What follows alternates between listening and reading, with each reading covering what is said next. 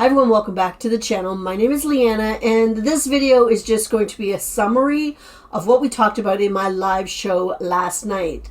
First off, I really appreciate everyone that came out to my live. There was a bit of a technical difficulty because I couldn't start the live the way I wanted it to, so I had to redo it.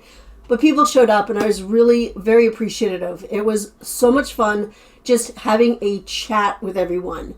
So I decided to do a summary of what we talked about because even though the live is up and you can watch it, it doesn't make for great YouTube viewing because honestly, I'm sitting here like this talking to the chat. So it's not the greatest. I just want to do a quick summary of what we talked about because there's some really good information here.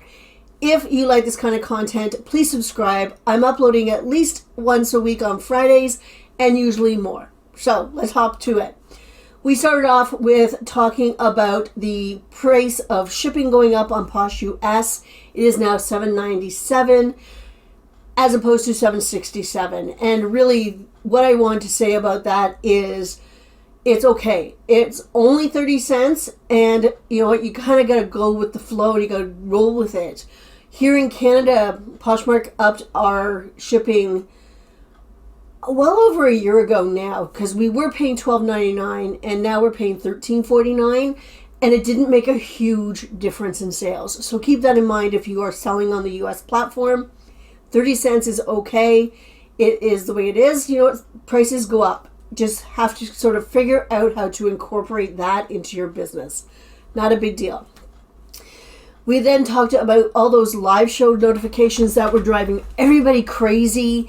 It is fixed now. I know a lot of people decided that they were just going to unfollow people that had live shows in order to get their feed back to what it would normally be.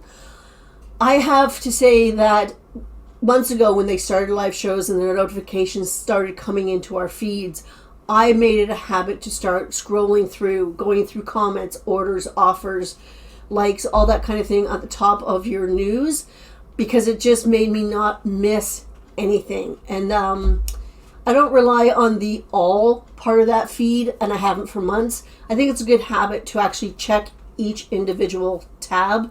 That will help you not miss messages. It was a glitch, apparently. I don't know if it was a real glitch and it happened or if it was Poshmark trying something that just did not work. It was annoying because I was getting I wasn't getting notifications in the sense of noises on my phone because that is all off. When I have a noise from Poshmark on my phone, it is for an offer or for a sale, and that is it. I don't have them set up for a lot of things. I don't like to be bothered on my phone, so I don't really want to have a lot of notifications. So the sound has been off on my notifications for a long time, but it was clogging up my newsfeed, and it was like I was having 99 notifications and they were all live shows, which is annoying.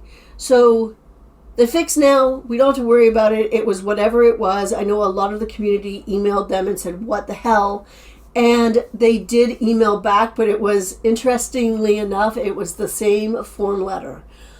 I have been saying for months now that Posh support actually are bots. They're not real people. When you first email in, I think they pick up keywords and they just send off whatever. That's just my 2 cents about that. It is fixed. I'm glad it's fixed. What I really want to know is from the people who do live shows, did it affect your shows at all? Did you get more viewers? Did you get more sales? Did it help? Did it hinder? Let me know down below in the chat. We're not live, in the comments. We also talked about that, you know, how are live shows going for you if you're doing them? I've been doing silent shows for the last few weeks and they've been going okay.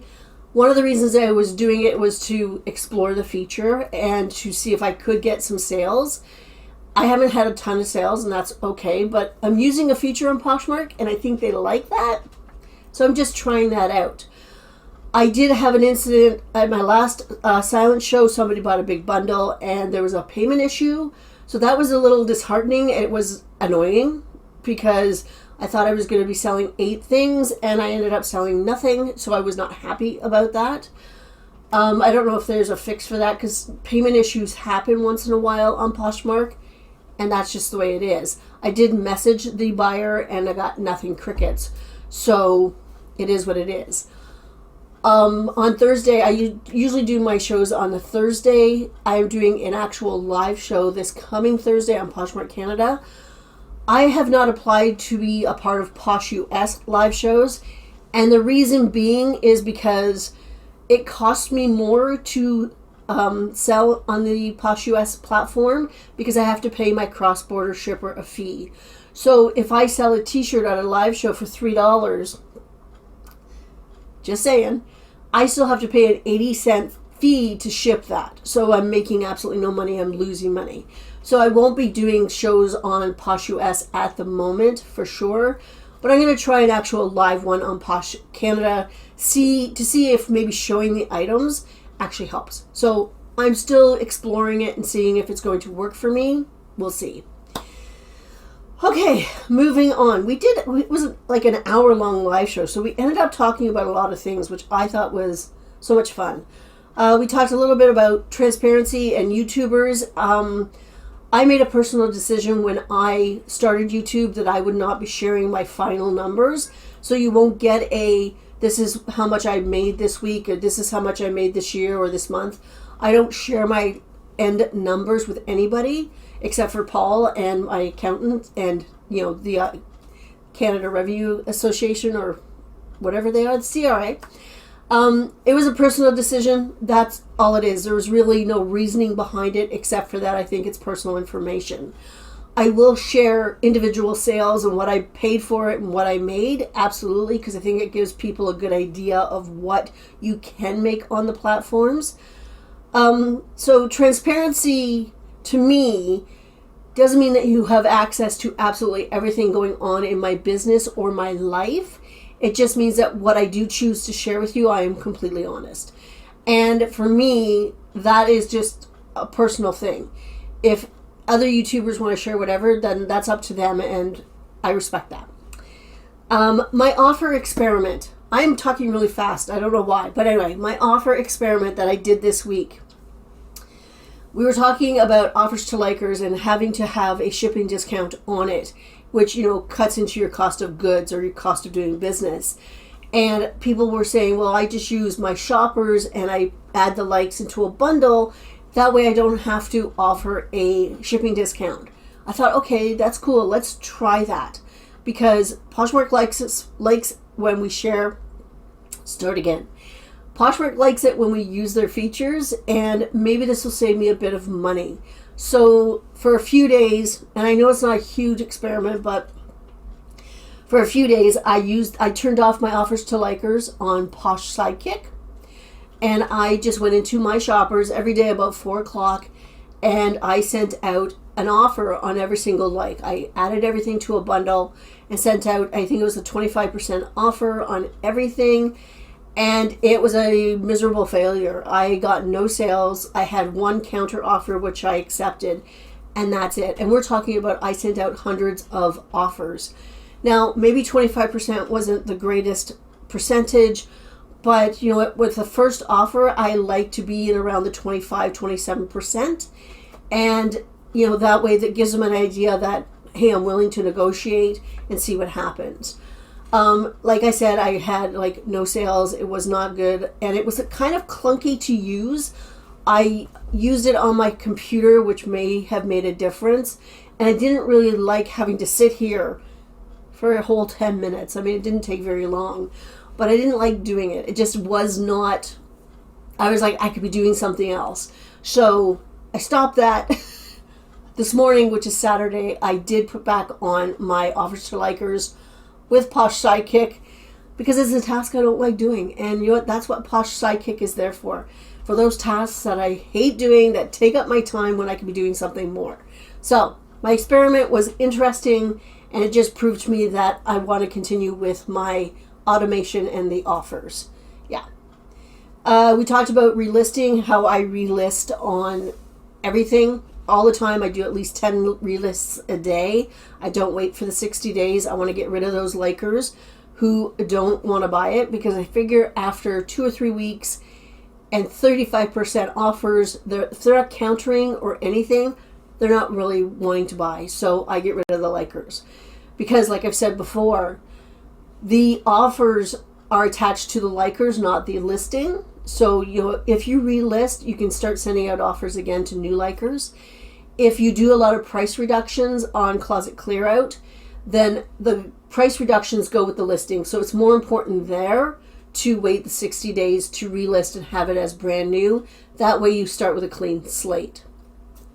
We talked about closet clear out, and a lot of people do use the My Shoppers to message people on closet clear out days, and that seems to have a lot of success.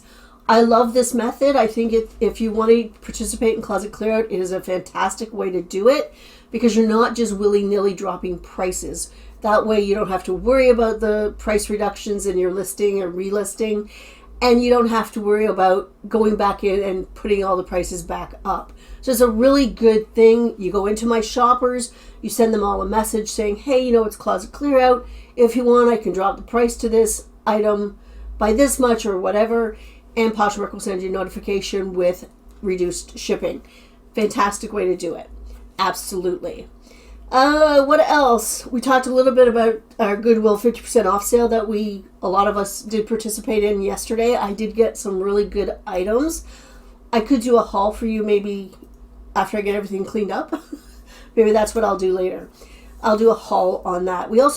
Paul and I went to the bins yesterday, and it was a lot of fun. I do enjoy going to the bins now. I didn't. It took me a while to go, yeah, you can do this. It'll be good. It's not nearly as intimidating at all. Mind you, I don't know if there's a difference between Canadian bins and American bins. I don't know.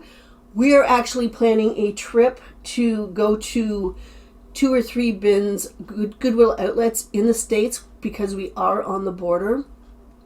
So we might be going into Michigan and maybe Ohio, depending.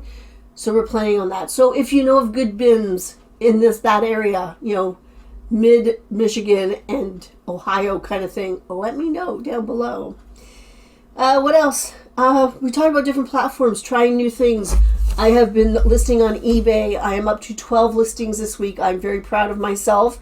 I think not keeping your eggs all in one basket is a really good way to protect your business in order to make money, because that's why we are here, is to make money. And yeah, I think that's about it.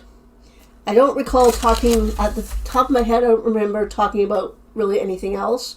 Again, if you did join me, thank you so much. I truly appreciate it. I'm thinking about doing these lives maybe once a month, once every 2 months, just to have that chat with everybody. It was really, really good for me to do that. But that's it. If you do want to watch the live, it is uploaded. It will stay uploaded, but I am warning you now, it is not great YouTube, just so you know. Otherwise, that is it for me today. I hope everybody has a fantastic weekend.